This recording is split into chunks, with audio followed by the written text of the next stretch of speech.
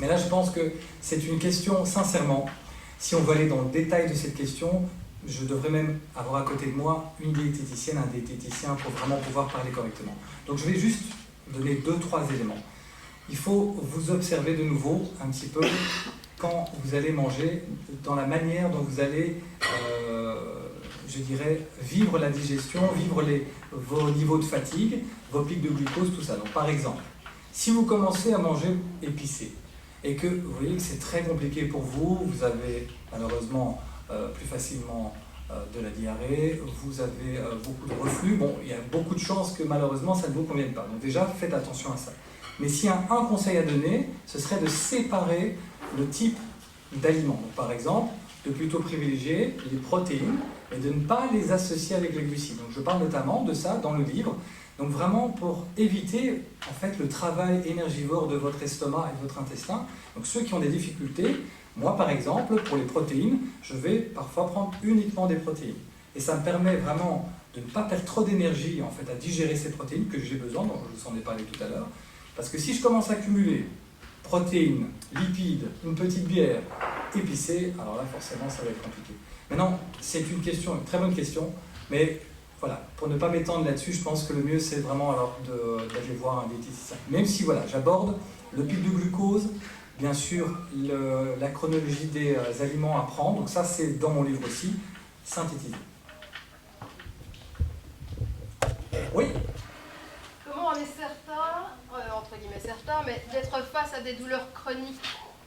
Alors, si tu as entendu ce que je disais au tout début... Avec les 3 mois où ça passe pas mais... Voilà, donc en fait, si tu as une douleur, comme je le disais, qui persiste au-delà des 3 mois, donc il y a de grandes chances que tu souffres de douleurs chroniques.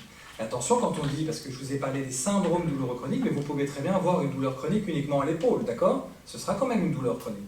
Mais elle doit quand même, voilà, au moins persister au-delà des 3 mois. Et vous devez avoir fait des choses pour essayer de solutionner le problème. Si ça ne passe pas, vous êtes face à une chronicisation de votre douleur.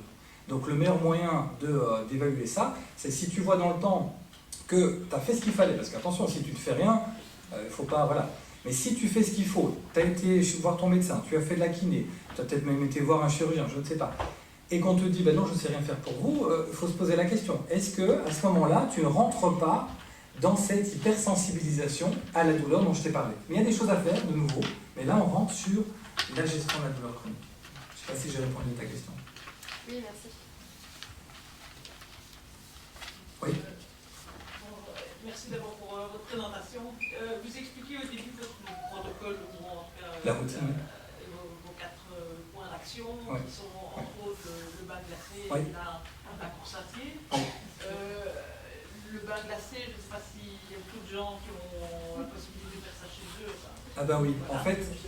Et la course à pied, pour les personnes qui sont en restriction de mobilité, comment on arrive? Excellente question. Eh bien, en fait, dans les livres, je propose à chaque fois dans on va dire, la séance cardio, plusieurs moyens. Par exemple, et je l'ai là, vous allez ici avec moi. Voilà, ça va être parfait ça. Donc, celui qui n'a pas le temps ou pas l'énergie, vous pouvez simplement faire un peu de corde à sauter.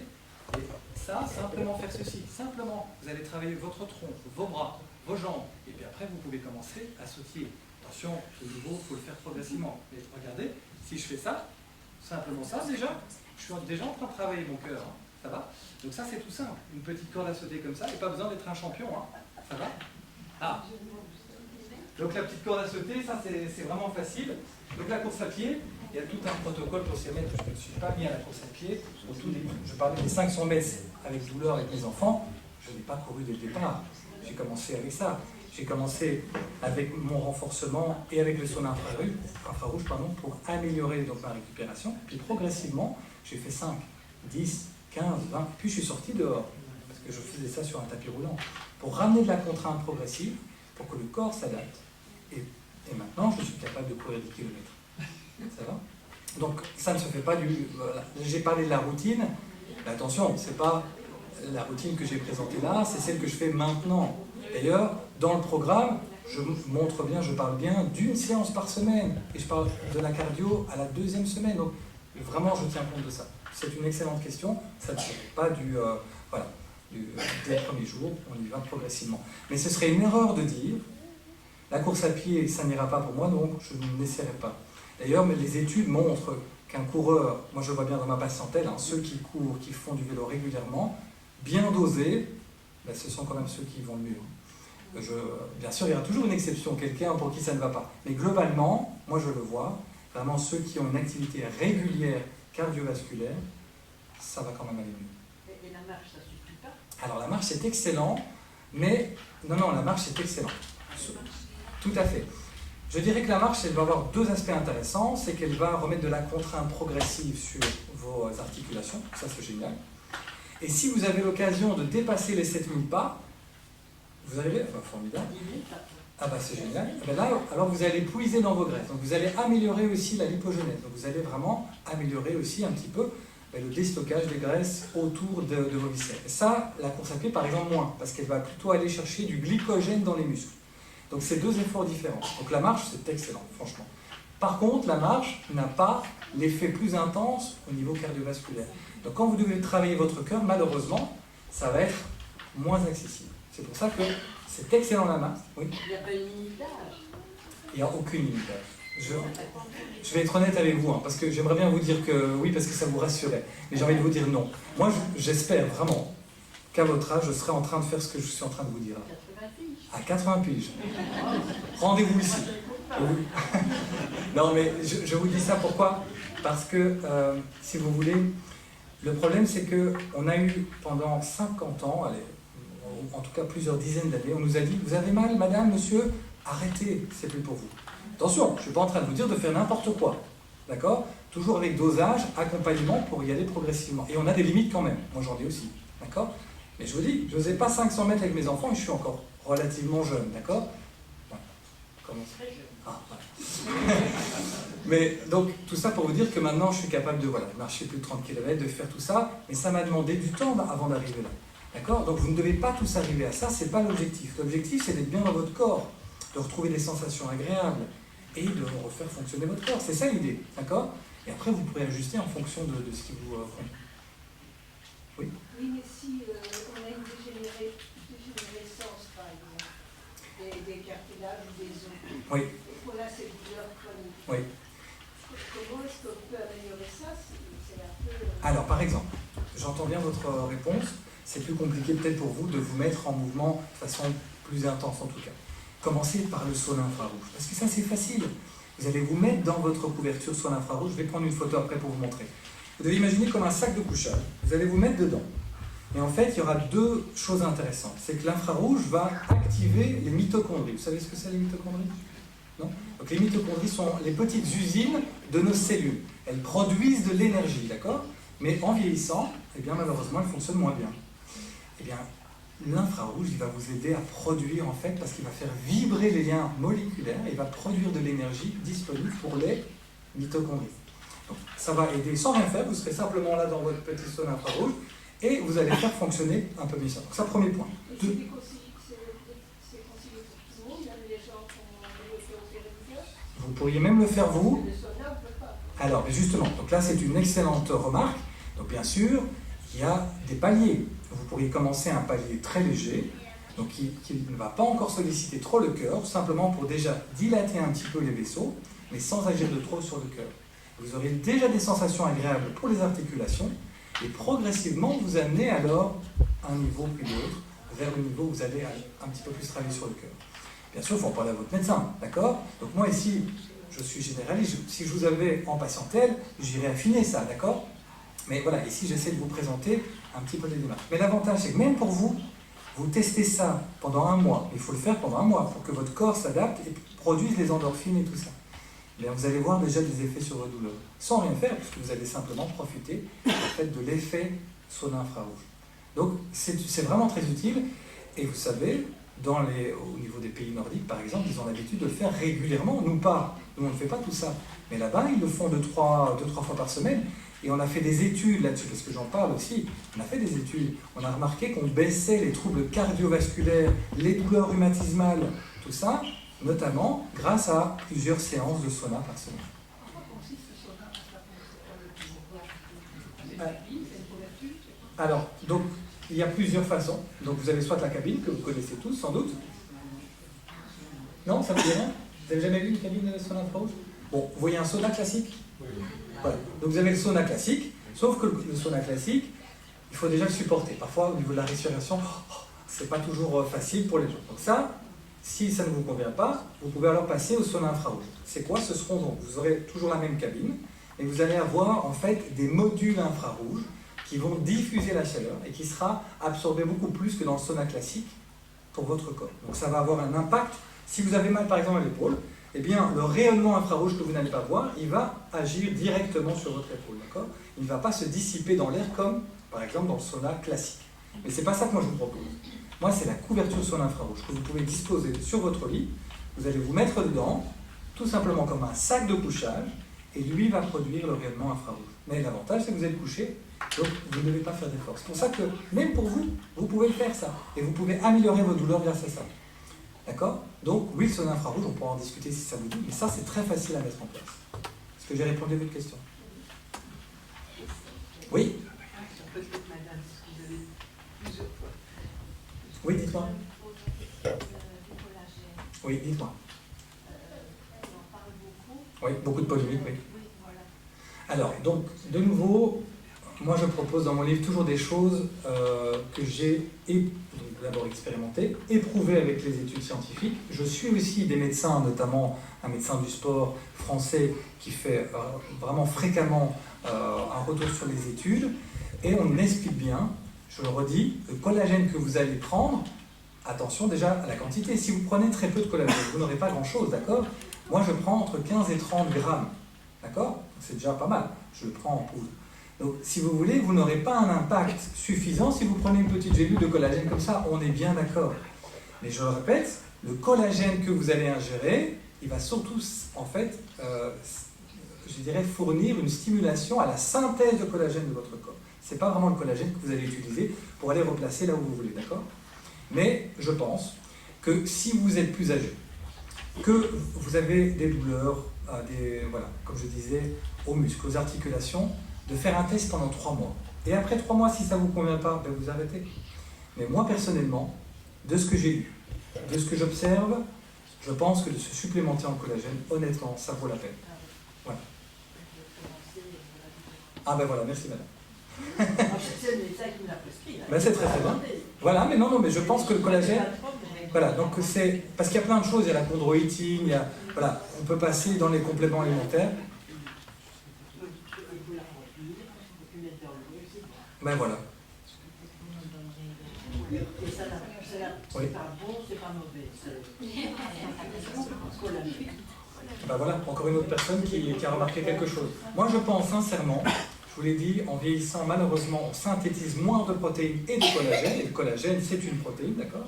À 80%, elle compose à 80% de notre corps. Donc c'est quand même sacrément important.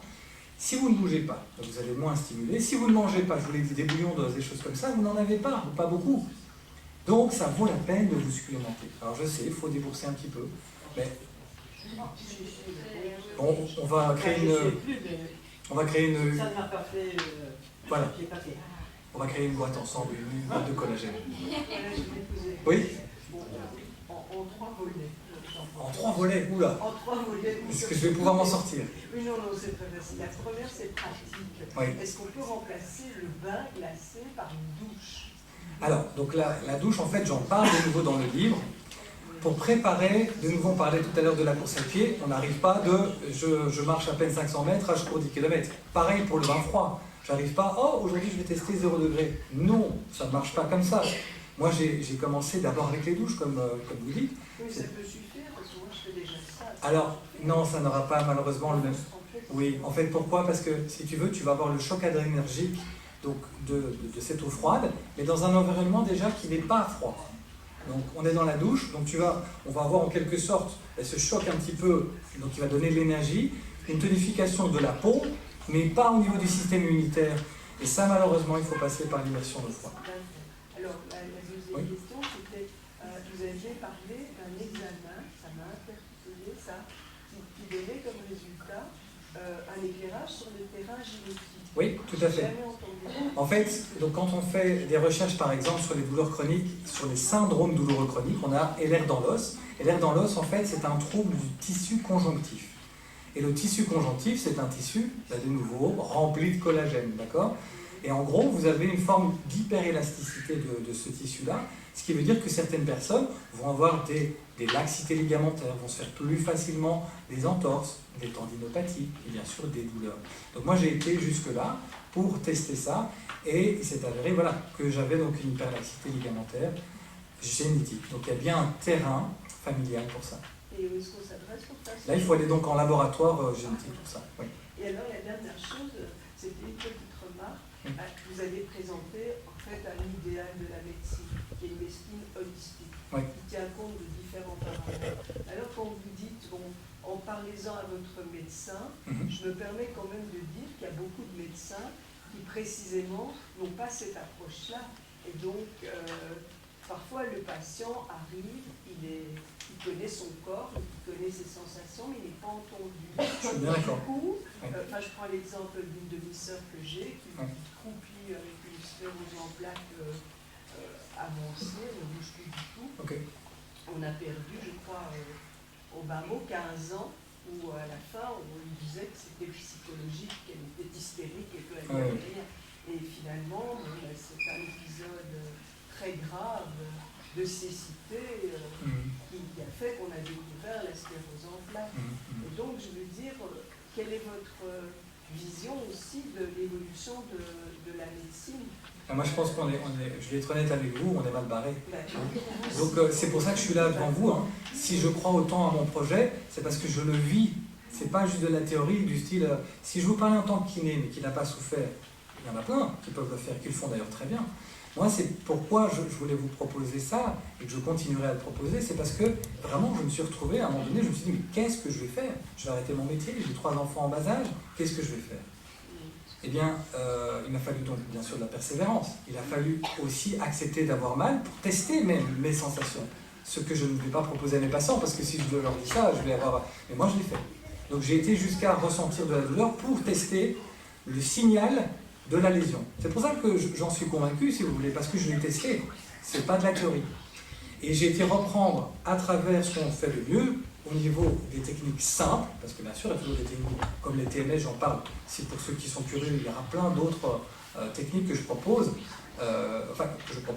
J'informe le lecteur sur d'autres choses, mais il faut aller dans des gros laboratoires, ça coûte très cher. Ce que moi je vous propose là, c'est pas si cher que ça. On parlait du bain froid. 40 € votre petite bassine en plexi, d'accord? Vous mettez votre eau et c'est parti. Et vous n'avez même pas besoin de le chauffer, puisque on va arriver bientôt à 5 degrés. Eh ben, parfait, le matin, vous penserez à moi. Hop, et on y va. Voilà. Oui, voilà. Pour soit sur les genoux, soit en mode tailleur. Mais il y a plein de façons de le faire et plein de sortes de bains également. D'accord? Franchement, pour moi, le bain froid, hormis le fait que ça fait peur, alors moi j'essaie d'avoir mes parents là-dessus, si un jour j'y arrive. Ah, mais c'est excellent. Honnêtement, le bain froid, pour 3 minutes d'inconfort, vous avez 3 à 4 heures de bienfait. C'est dommage de ne pas tester.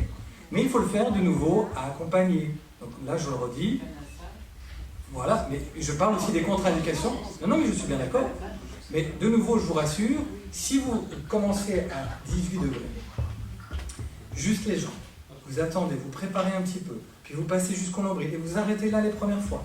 Puis, la semaine après, vous passez toujours à 18 degrés et vous allez jusqu'à la poitrine, pas plus.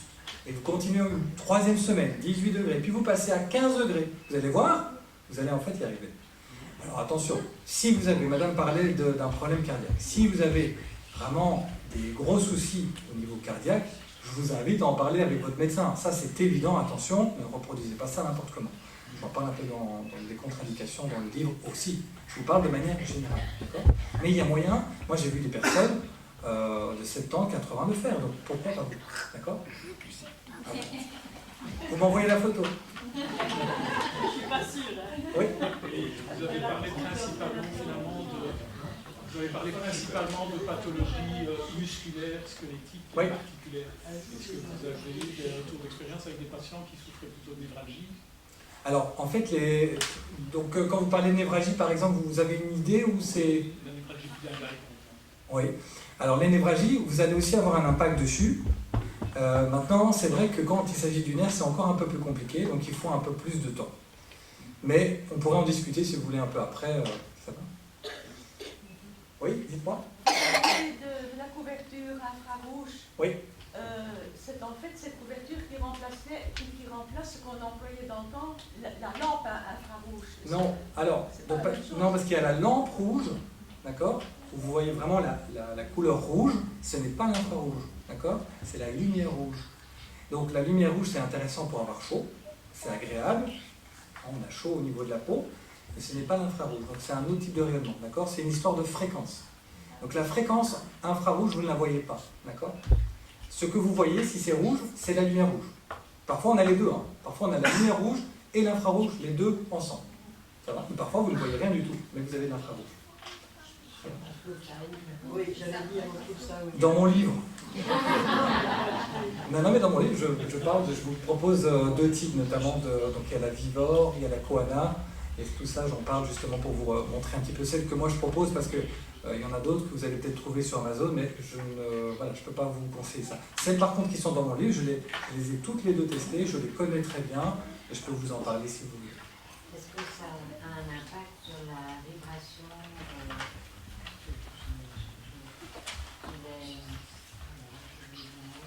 sur les fréquences des gens?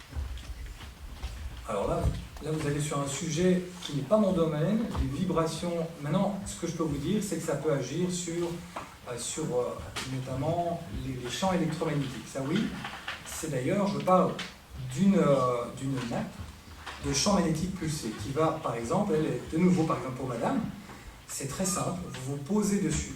Et en fait, vous n'allez rien ressentir du tout, c'est-à-dire que vous avez des champs magnétiques pulsés qui vont être envoyés au niveau du corps et ça va dilater vos vaisseaux. Donc vous allez avoir comme une mobilité vasculaire qui va améliorer, je parlais tout à l'heure des problèmes vasculaires, ça va améliorer en fait cette situation difficile, mais de nouveau sans douleur, sans effort.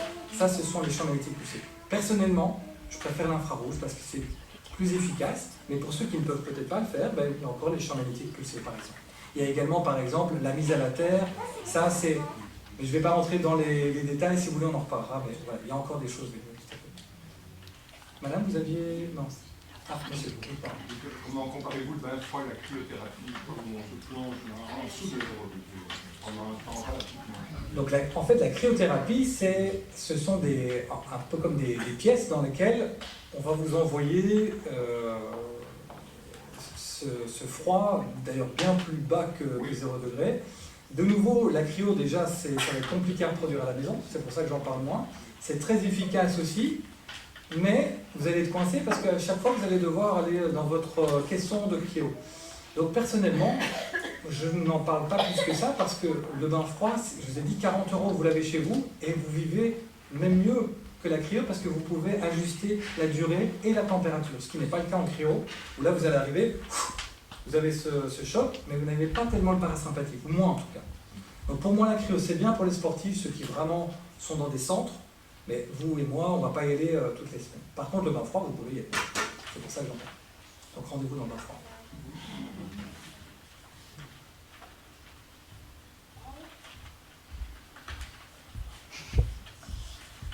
C'est tout pour les questions? Ah, madame? Et comme monsieur a dit, au niveau de vos douleurs chroniques, oui. C'est plutôt musculaire que vous avez plus traité. Et au niveau neurologique, alors, vous avez aussi traité là-dessus? Alors j'ai eu aussi à un moment donné des paresthésies, donc ce sont des sensations dans les jambes par exemple. Ça m'est arrivé d'avoir des petites décharges, des choses comme ça. Maintenant c'est vrai que je n'ai pas trop souffert de problèmes neuropathiques. Maintenant je peux vous dire que l'infrarouge a montré de très bons résultats sur la neurogenèse, justement pour améliorer la réponse du nerf. Puisqu'on le sait, malheureusement le nerf en fait il va repousser très lentement, vous savez 1 mm par an c'est vraiment c'est pas terrible. Donc c'est vrai que quand on a une lésion du nerf c'est un peu compliqué.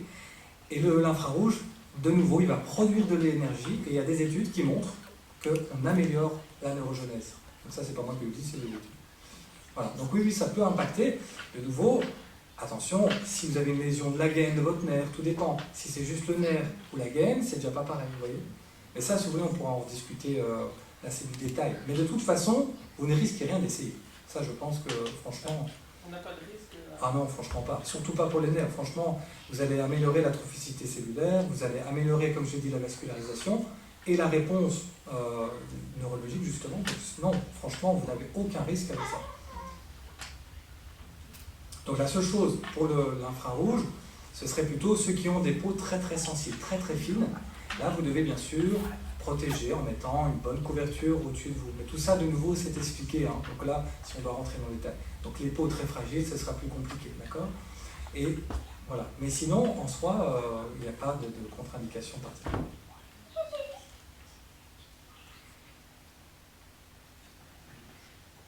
Ça se fait habiller Alors, donc on peut commencer habillé.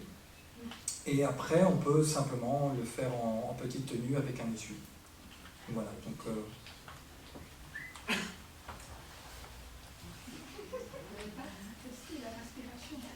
Alors en fait oui, ça se trouve dans mon livre aussi, vous avez raison, je parle de la respiration et je n'en ai pas parlé ici parce que je ne pouvais pas parler de tout. Mais vous avez raison, la respiration, j'ai toute une partie sur la respiration dans le livre, notamment où je me base sur Wim Hof aussi entre autres, mais aussi sur la cohérence cardiaque, donc tout à fait, non, la respiration, vous avez raison.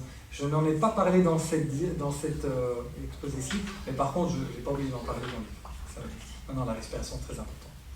Mais est-ce qu'on peut guérir de la fibromyalgie?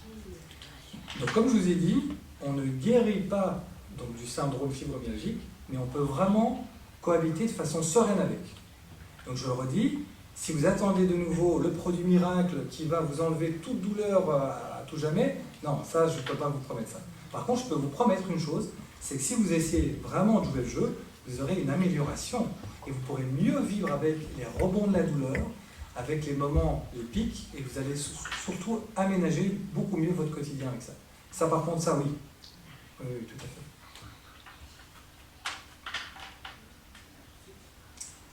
De rien. Voilà, si vous voulez, donc on peut aller boire un petit verre, et pour tous ceux qui sont...